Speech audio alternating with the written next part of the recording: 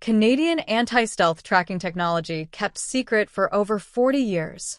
In 1990, a team in Vancouver, Canada, was able to passively track in real time the re-entry and landing of the Space Shuttle Discovery from a distance over 5,000 kilometers away until it landed and rolled to a stop 1,600 kilometers away from the detector.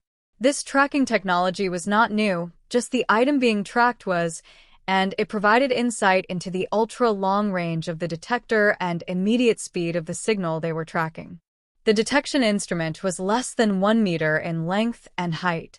Donald Hings, a Canadian scientist, is recognized as the inventor of the walkie-talkie in 1937, just prior to World War II.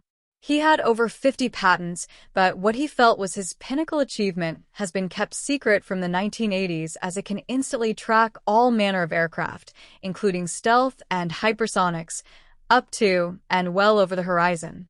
Hings was considered a leading expert in radar. He invented the technology used for the DEW line, Distant Early Warning Line, operated by the North American Aerospace Defense Command, or NORAD for short, for over 30 years. Guy Kramer, the president and CEO of Hyperstealth, is Hings' grandson and was Hings' research assistant from 1986 to 1991.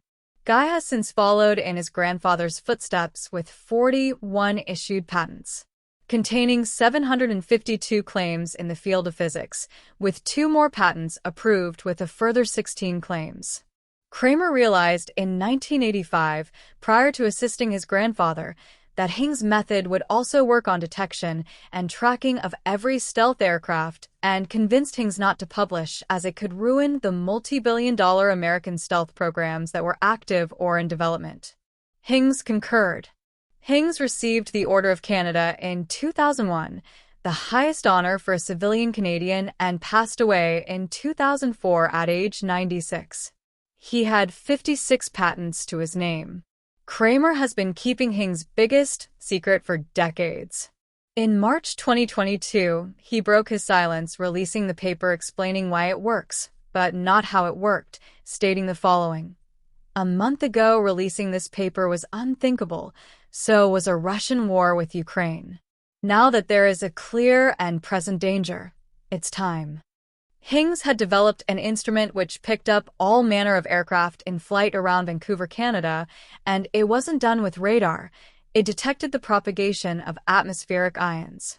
Anything that moves through the air causes wakes of ions to propagate ahead of the aircraft much faster than supersonic or even hypersonic speeds.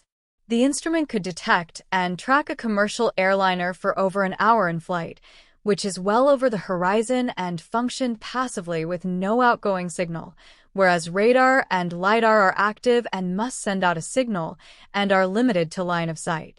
There are a few exceptions with over-the-horizon radar, but these are very large systems like HARP and HIPAS in Alaska. The Hings and Kramer team also detected and tracked military and civilian helicopters and small private planes for over 6 years. Kramer says that they became quite good at being able to tell the difference between different makes and models of aircraft just from their signatures, without any computer analysis. The team was also able to track the entire 2-hour flight of the supersonic Concorde jet when it flew out of Vancouver, over the Pacific Ocean, where it went supersonic for over an hour, and then returned and landed back at Vancouver Airport. It was marketed at the time as the flight to nowhere. Kramer explains the significance of the landing track of the space shuttle. There are a few things we can take away from this re-entry and landing of the Space Shuttle Discovery detection event. There was no apparent lag between any of the maneuvers and detection time. The shuttle has to make those 4 S-turns at precise times. Prior to landing, the space shuttle is a hypersonic glide aircraft entering the atmosphere at Mach 25.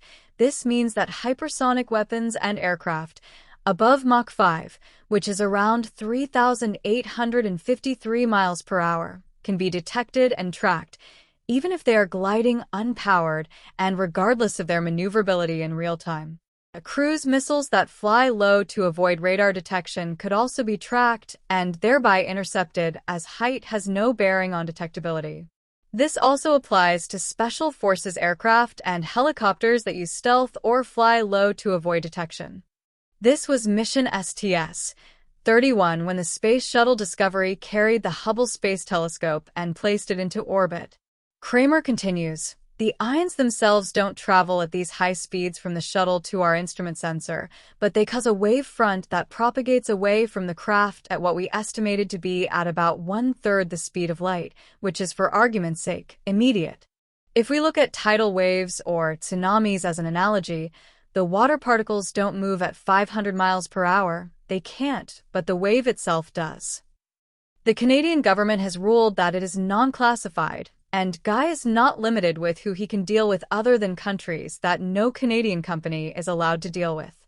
Guy had set a 2-year time limit for the U.S. government or U.S. defense companies to acquire it, which just passed. The Five Eyes countries, Australia, Canada, New Zealand, the United Kingdom, and the United States, were going to be the next to be able to potentially acquire. However, as two of the five, Canada and the U.S. seem uninterested. Guy is going to skip the Five Eyes time limit and open it up to NATO countries, many of which have begun to rethink their own internal defensive capabilities amid the previous 3 years of variable support from some NATO countries to Ukraine. Guy Kramer explained how they could enhance the instrument. While our directional instruments could only provide a bearing on the object, 2 directional instruments far enough away from each other would be able to triangulate to the precise location of the object being tracked. U.S. stealth aircraft such as the F-22, F-35, F-117, B-2 bomber and the new B-21 bomber and undisclosed 5th and 6th generation aircraft are just as vulnerable to this detection and tracking. Previous research conducted by Hings in the 1960s demonstrated his early instrumentation had the ability to track ships and submarines. In this case, the submarine USS Cayman with the designation SS-323 was sent up to Vancouver for that testing, which Hings successfully tracked. Hings learned in the 1980s that a U.S. defense company tried, without his knowledge, to duplicate his results but were unable to do so. In 2013, Guy was asked by the U.S. Naval Research Lab in Washington, D.C. to speak to their counterparts in Canada about this technology. Guy met with a team in Ottawa at the Defence Research and Development Canada, or DRDC for short, and they began a 1-year study to attempt to duplicate Hings' results, declining Guy's offer to help them, stating in their follow-up report that Guy doesn't understand science. They too were unable to duplicate the Hings-Kramer results, and Guy believes he knows why. The DRDC then told Guy that the technology would not be classified, and he was free to do with it what he wanted. The U.S. Navy Research Lab then declined further cooperation with Guy, likely due to the inability of the DRDC to track aircraft and their final report, which dismissed Guy's knowledge base. 11 years later, in 2025, Guy Kramer now holds 41 patents in the field of physics with over 750 patent claims granted. 5 patents have been issued for his light-bending material, which has demonstrated the ability to make a target invisible, a solar panel amplifier, which can triple solar panel output, a laser splitter which can split a laser into over 10 million lasers, and a holographic-like video display system. It now seems that the DRDC vastly underestimated Guy's comprehension and may have passed up on one of the most important scientific discoveries of our time because they refused Kramer's years of experience due to his lack of a formal college or university education. Guy points out that his grandfather went through a similar process, as he also lacked any post-secondary schooling.